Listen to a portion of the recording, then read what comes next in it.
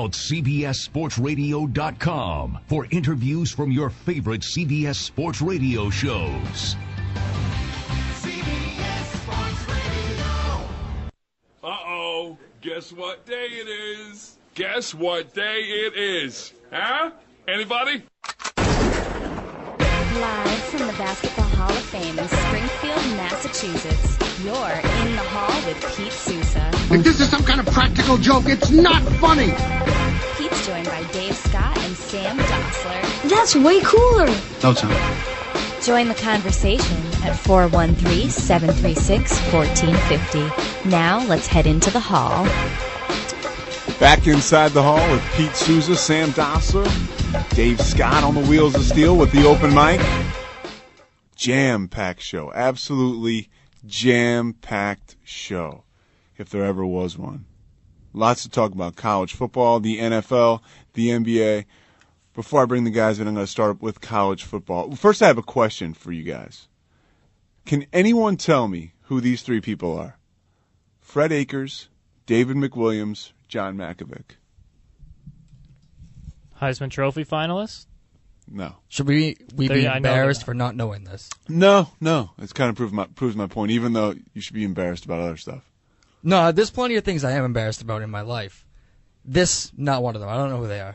They are the three coaches who preceded Mack Brown at Texas. Mack Brown, prior to his appointment in 1998, was, Texas. He was in North Carolina. Texas was in the midst of like a 20-year drought. And people forget that now because he's had 9 seasons of 10 wins or more in roughly 14 years. He's got 1 national championship, 2 coaches of the year. He's on his way out. He's being pushed out right now. And coming on the heels of a down year where he almost won the Big 12.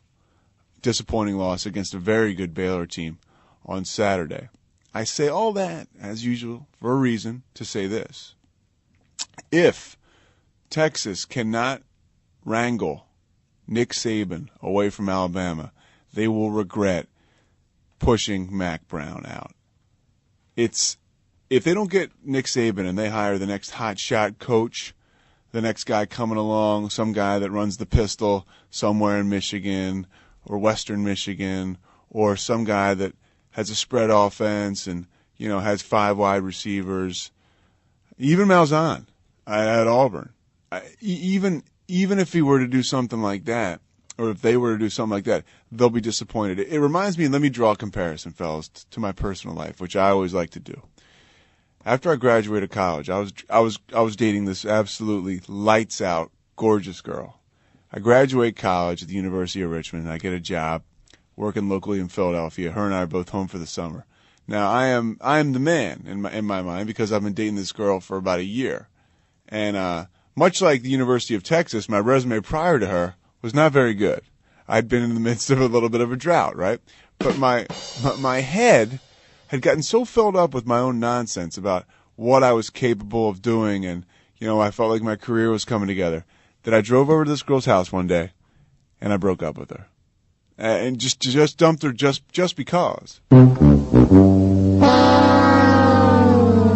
I got in the car, I put on the song "Hate Me Now" by Puff Daddy and Nas, and I drove off. That's a true story. Now that's a guy with serious attitude problem. But at the same time, I really did do that too. I know, I believe you. I totally believe you. But at the same time, I learned very quickly that that was probably at that point in time in my life the best I could do. And, it was tough for me to stomach the fact that it was a sobering experience when I went back out there and put together a couple of 500 seasons and, maybe struggled to make the .com bowl. What I'm saying is, there's a lot at stake for Texas right now, and there's a lot more people paying attention to them than there were to me in the year 2000. There is so much money at that school. There is so much attention at that school. They have a television network now. You don't want to go wrong with this hire, so you put all your eggs in the Nick Saban basket, and I really do feel like he's playing both sides, and why shouldn't he? That's what he does.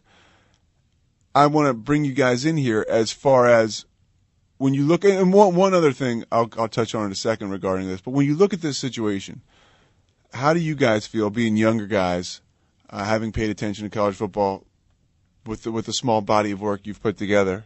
I know Sam is a college basketball historian. I'm not sure about college football. What do you think about that? What do you think about, and those of you, Dave, what's the number? Go ahead, hit him with the number. 413? 736-1450. Call us. Let us know what you think about this. 736, let me write that down. 736-1450. I'm going to get this tattooed on your body.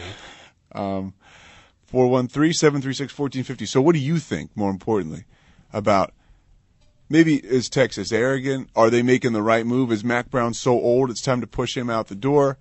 Sam, thoughts?